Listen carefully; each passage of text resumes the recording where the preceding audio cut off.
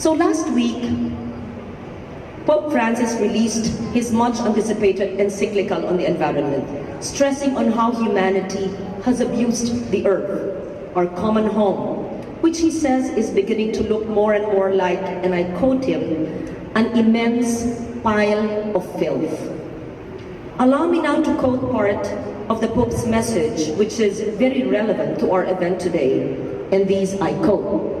Should I read it or just read it? These problems are closely linked to throwaway culture, which affects the excluded, just as it quickly reduces things to rubbish. An industrial system, at the end of its cycle of production and consumption, has not developed the capacity to absorb and reuse waste and byproducts. We have not yet managed to adopt a circular model of production capable of preserving resources for present and future generations, while limiting as much as possible the use of non-renewable resources, moderating their consumption, maximizing their efficient use, reusing and recycling them. A serious consideration of this issue would be one way of counteracting the throwaway culture, which affects the entire planet, but it must be said that only limited progress has been made in this regard. Again, as I said, that is Pope Francis. Para bang nabasa niya yung Republic Act 9003. Para bang nakausap siya ni Sonia Mendoza. Diba? Para bang nakialam sa encyclical ang mga environmental NGOs ng Pilipinas. So, why am I talking about 9003? Well, the measure aims to create a clean and healthy environment using a system of solid waste management that starts with segregation of garbage at source. It says in the law, segregated transport, processing, treatment, and proper disposal of solid waste. It emphasizes on recycling so that less garbage is actually brought to the sanitary landfill and those brought to the final disposal site are effectively maintained. It should also promote research on ecological solid waste management and resource conservation, and coordinate the operation of local solid waste management boards in the local government units. The law sets the trend in encouraging greater private sector participation in solid waste management.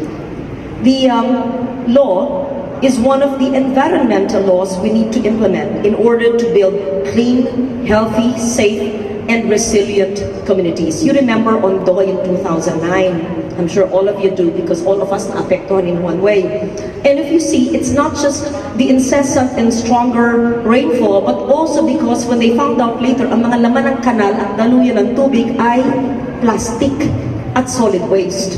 I'm not saying that the floods would not have happened if there was no, if the law was implemented, but I think that at least 1/3 of the floods could have been avoided and the damage to lives and livelihood if we did not use our canals and esteros as dumping ground of plastics and other solid waste. In short, if we implemented the law, so 14 years after its passage, majority of LGUs still have to comply with the provisions, not because it's a bad law, not because it's untimely, but because what we need is greater cooperation, convergence, and action, and greater IEC. And I'm a believer in the power of IEC, information, education, communication. Having been born into the field of communication, I can see the power of communication. When you communicate a message, if it is clear and understood, it could be implemented. If the message is good and pure, if it is not for personal motive or interest, if it is for the greater good, there is no reason why it cannot be implemented. 25% or 1/4 of our population are implementing the ecological solid waste management law. Manila Bay, out of 178 LGUs within, I call it the Manila Bay region, only 51% are compliant with segregation at source. So, what the Manila Bay office and Ellie's office should do is look with the DILG. Are they here, DILG? Who are these compliant 51%? Who are the 50% that segregates at source? Who are the 44% with functional MRFs? And 30% with the allowed disposal facilities and engineered sanitary landfills. But only 2 of the concerned LGUs have an approved 10-year solid waste management plan. So let's not sue them or anger them or deride them. Let's help them.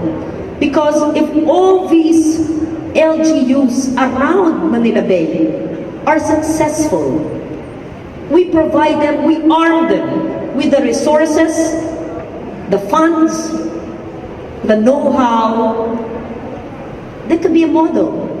So you model Quezon City, you model NCR, you model 178 LGUs. Then you're a model not just for the region, not just for Luzon, not just for the country, for the world to see. The harrowing fact is more than 60% of the waste collected by environmental groups in Manila Bay during a cleanup drive were made of plastic, which is very dangerous because plastic bags choke. They poison the marine species and they damage our marine ecosystems, di ba? Nakakasakal ng isda, nakakasakal ng mga coral reefs na hindi lang taon-taon ay dekada-dekada na tumutubo at bahay ng isda. Why would we want to choke our fish, our marine species, and our coral reefs when that is the source of life and livelihood of our fisher folks? Do you know that 23 million Filipinos rely on Manila Bay for their sustenance? If 1/4 of our population live from the bounty of Manila Bay, why would we want to make it as our septic tank? Bakit po natin gustong ilagay ang dumi ng bahay? I want to say the word but maybe not. Bakit natin ilalagay ang dumi ng tao, dumi ng bahay, dumi ng industriya, dumi ng negosyo na hindi naman gustong gawin? Kung isipin nyo, in the heart of hearts, nobody wants to be dirty. But we do it for lack of knowledge or know-how and resources. So, EMB, Solid Waste Commission, LGUs, POs, NGOs, national government, we all have to help each other. According to the study, and I quote, Plastic Waste Inputs from Land into the Ocean, that's a name, published in the journal Science, of the 275 million tons of plastic waste generated in 192 coastal countries worldwide, but this was a 5-year-old study in 2010, debris entering the ocean was somewhere between 4.8 and 12.7 million metric tons. Maybe I should have a later study from the scientists who could give me so that I can update this. And the Philippines, wow, we are top. We shouldn't be proud of this. The Philippines is one of the top contributors with around 0.28 to 0.75 million metric tons of plastic marine waste annually, next only to China and to Indonesia. Why would we want to be the top 3? We're already the top 3 most vulnerable nation in the world. That we cannot blame ourselves because that was what nature bestowed on us. But that's a different story because we can mitigate even if you're not a major polluter, and we can adapt because we should adapt because that's part of climate change mitigation and adaptation. But this we can do something about. If we're the 3rd contributor of plastics in marine waste, then there's something wrong. Unless we learn how to manage our waste, starting with proper garbage segregation at source, recycling, composting, and disposal for the latak, we'll never be able to clean our waters and our communities. But to be fair, EVA UNDP program with NGOs, Bangon Kalikasan, Zero Waste Philippines, Mother Earth, etc., for the voluntary compliance assessment and promotion. In fact, I want to be briefed on this. How successful was this program? And is it still ongoing? And if it's successful, you must continue. So that I can speak to the head of UNDP, I can even speak to the German ambassador because GIZ is very much into climate adaptation projects, and resources is not a problem. The German government is giving the Philippine government more than 15 million euro and much more for climate projects, solid waste management, mangrove rehabilitation, cleaning up of rivers, etc. So we also have put in a budget 1 billion.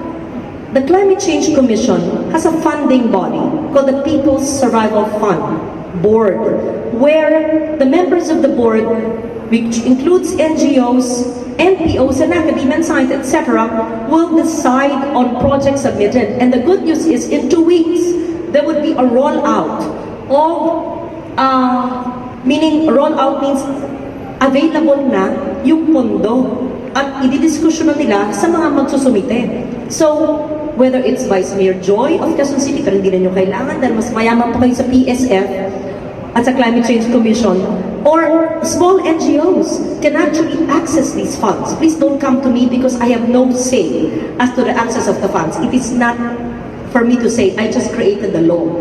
But I want to see these laws work so that all those who can say, we don't have the funds, may pupuntahan na kayo. So you see the partnership, we created the law, now there's the funding mechanism. So lahat ito, magkakapatid. Yung ecological solid waste management law, the climate change law creating the Climate Change Commission, the People's Survival Fund creating the PSF Fund and the board. So I'm just hopeful that through this program, and I've said more than enough, but really I have much more to say, but we can have it in private meetings so that we can do that. More LGUs will be encouraged. Let's do Lamot, let's do Banawe, let's do the whole Ifugao. Assignment yan, ha? Yun. Let's help Quezon City, and I'm sure Vice Mayor Joy, Mayor Herbert will be more than happy to fully implement, because I'm not saying they're not implementing it, they're implementing it, but really to the letter, that's a challenge. How? What are the hurdles? We're willing to listen, to see. Hindi ako po naghihimasok, hindi ako mayor, hindi ako gobernador. Ako ay tumutulong sa pagpatupad ng ating batas. Pero kung ayaw, di atras. Tutulong sa mga gustong magpatulong. At sa pag-iikot ko, pag naliliwanagan, even the little town mayors, ganun pa ho. Ay, gusto namin, paano ba ho? Kaya kailangan accessible ka. Kailangan meron kang 24/7 hotline, cellphone, landline. Ang sasagot, hindi call center. Yung marunong, para ipaliwanag, may spill. Parang ako, 2 minutes. Ito ho, mag-train ka. Sama ko sa budget nyo. We will empower you. You will not have a problem. You will train mga mulat, na mga bata, na magpapaliwanag, tatawag. Para hindi kailangan si Ellie pupunta pa sa Maynila, 10 oras ang biyahe. Tapos gagawa ka lang ng 2 minutes na video, ito how to upload mo. And gusto ko, 10 million hits ang iyong website. Napupunta ng lahat, ito lang yun eh. Google nyo. Parang yung geohazard map na gusto ko sa MGB. Kailangan sexy. Kailangan may dating, hindi pwedeng mahirap i-navigate, etc. Which reminds me, the MGB, maganda sila susunod. Not now. It has to be a website that's accessible. In fact, dapat may apps. We will develop an apps for geohazard for MGB. We'll develop an app so you will have your website, you will have your call center type 24/7, and then we will have an apps how-to, di ba ang ganyan? And we will partner with telcos. So free, you can upload how to do solid waste management. Di ba ang ganda? Just like we will upload an apps to see, where am I? I'm standing here. Am I in the West Valley Fault? It is actually, this is. Kasi from Sierra Madre, because we built without looking at geohazard, that's the problem. So, I'm hopeful that the Solid Waste Commission, and these are good men, they have heart. I always believe in people, that people can have change of mindset. I'm sure that the Solid Waste Commission will strengthen its efforts in ensuring compliance with the ecological solid waste management law. Because I stress ecological, because it has to be ecological, attuned with nature. We can't have incineration, we can't have technologies which will provide the dioxins and the the poison that will killing us softly. But I am not against technology. It's very clear. I am not against progress and development. And I'm willing to listen to whichever technology that could assist us, but please, not the way that that I read and I know, that's bad for our health. So just get it very clear. So good policies are important, but it is in the implementation that we can make a difference. In closing, I wish to quote once again Pope Francis' encyclical, and just short now, humanity still has the ability to work together in building our common home. So DNR, LGUs, environmental NGOs, business, etc. Let us work together to redefine development, to change our way of thinking and our way of doing things. Let us veer away from the throwaway culture and aim for zero waste economy, just like we can probably do a carbonless economy, where the output of each resource use is converted into input for another use. Let us turn our back on extractive and consumptive practices and adopt the concept of sustainable development and a low carbon, possibly a zero carbon lifestyle. Let us give nothing less than our wholehearted commitment to our duty as stewards of the earth, so that we and the generations to come can live in a safe, clean, healthy, and resilient world. I thank you for your patience, and I apologize if I'm too talkative, but I think that I share my passion and my knowledge, and I am always here to be of help. But I leave it to the government agencies to replicate all my efforts, because I also get tired sometimes. So we will empower you. You really have to work together and with the DILG, so that you have the whole academy and whole DILG doing this. And we really have to have a change of mindset.